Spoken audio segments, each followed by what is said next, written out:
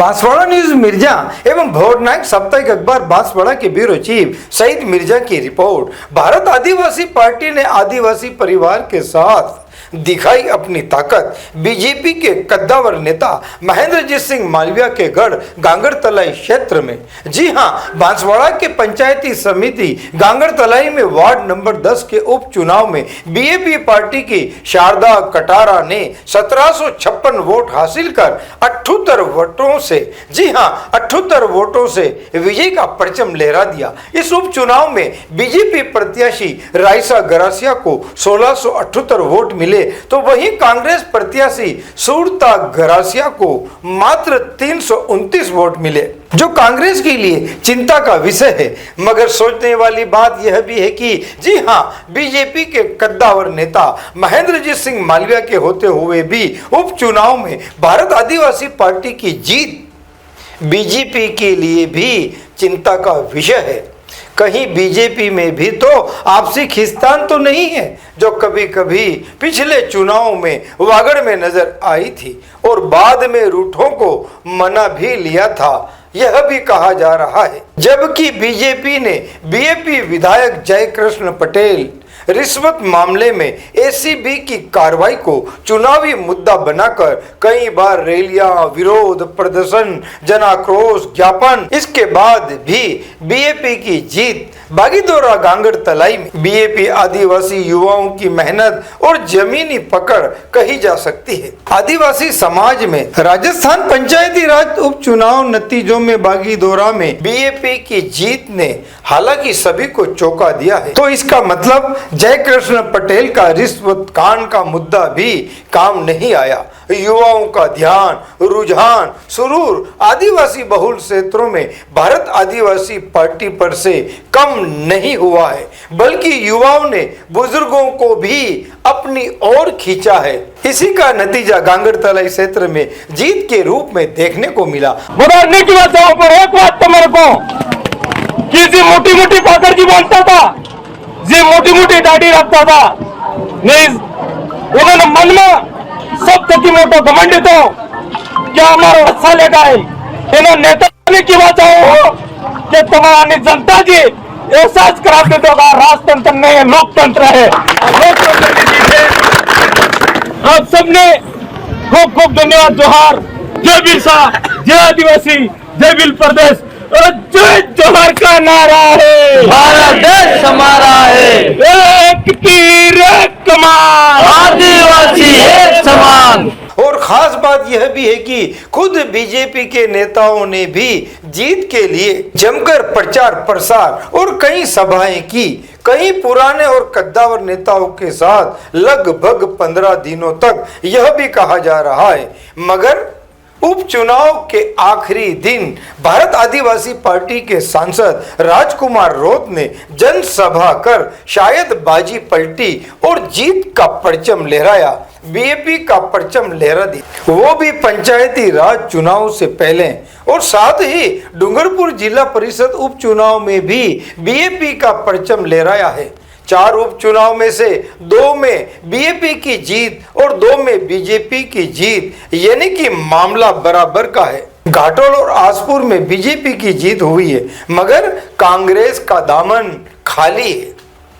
तो अब कांग्रेस को और दिग्गजों को भी आदिवासी बहुल क्षेत्रों में सोचना पड़ेगा कि अगर बीजेपी को रोकना है तो कांग्रेस क्या करे। दुश्मन के दुश्मन को दोस्त बनाया जाए या फिर से वैसा ही करे जैसा पिछले चुनाव में हुआ था और दिया था साथ। और अगर नहीं देगी साथ तो 84 विधानसभा के उपचुनाव से भी शायद सबक लेगी कांग्रेस बांसवाड़ा डूंगरपुर विधानसभा क्षेत्र में। मगर यह भी सच है कि राजनीतिक में कौन कब किसका दुश्मन, कौन कब किसका दोस्त बन जाए कहा नहीं जा सकता। वन पानी मुमड़े दूला मारे सर कर तू, वन पानी मुमड़े दूला मारे सर कर तू हो जाने। आदिवासी कथा वाला जो सर कर तू हो जाने। आदिवासी कथा वाला जो प्रचार में हमारे कार्यकर्ता और हम सब मिलकर जा रहे थे, वहीं से हमें ये संकेत मिल चुका था कि हम लोग चुनाव जीत चुके हैं। और इस जीत की खुशी में सबसे पहले डूंगरपुर की धरती और हमारे इस विचारधारा के अगुआ गुरु को मेरा नमन, क्योंकि इस विचारधारा का जन्म अगर डूंगरपुर से नहीं होता तो हम लोग भी यहाँ पर इस जीत की खुशी नहीं मना पाते। इन लोगों ने संघर्ष किया और वो संघर्ष इस धरातल पे हम लोग लाए, मिल करके हम सभी ने इस विचारधारा को हर घर में घुसाया और आज इन्हीं आदिवासी परिवार का एक बहुत बड़ा जनजागरण का परिणाम है कि हम लोगों ने यहाँ बड़े बड़े लोगों को मात दी। वो शारदा सेलेस कटारा की जीत नहीं है, ये जीत है वो बांसवाड़ा जिले के, डूंगरपुर जिले के और इस राजस्थान भारत देश के अंदर जितने भी आदिवासी प्रताड़ित लोग हैं, शोषित पीड़ित लोग हैं, उन सब की जीत है। इस चीज का भी हमें आकलन करना है और आप और हम सब लोग मिलकर के आने वाला जो पंचायती राज चुनाव होगा उसके ऊपर जरूर गांगड़तला ही नहीं, जिले के अंदर जितनी भी पंचायत समिति है वहां पर हमारे प्रधान के रूप में हम काबिज होंगे। पंचायत समिति